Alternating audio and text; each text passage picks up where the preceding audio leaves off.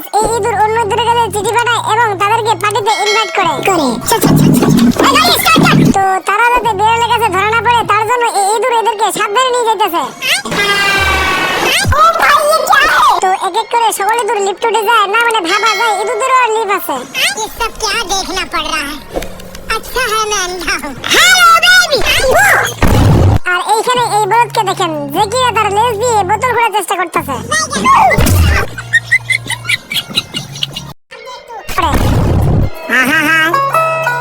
শিকারি এবার সেনাপ্রধানের টুপি পরে নাই।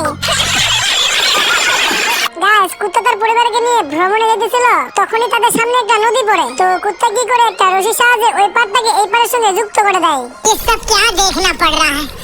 अच्छा है मैं अंधा हूँ।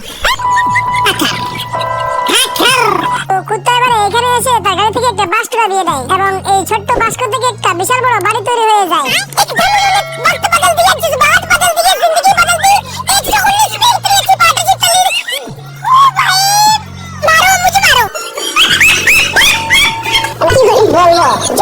না মানে গাইস আপনারাই ভাবেন এইটুকু বাস্ক থেকে এত বড় বাড়ি কেমনে হয়, এবং এই মেশিনের সাহায্যে বাড়ির চারপাশে পাঁচিলও দিয়ে দেয়। তো পাঁচিল দেওয়ার কারণে এই গরু গিয়ে তার মালিকের কাছে নালিশ করে। তো এই বলে লোহার ড্রেসের কাছে আসে, পুরো ড্রেস খুলে শেষ করে কিন্তু প্যান্থারকে খুঁজে পায় না। আবার পা দেখি একা একা দৌড়াতেছে।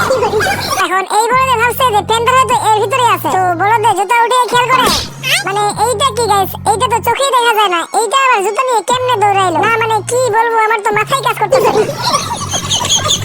তো এই বলদে ইঁদুরকে রেখে প্যান্থারের পেছনে দৌড়াতে শুরু করে। এইদিকে প্যান্থার তো দেয়ালের পেছনে লুকাইছিল, তখনই একটা বোতলের দিকে খেয়াল করে। এইদিকে পিছন থেকে মোটা মাছ ডিগবাজি খায়।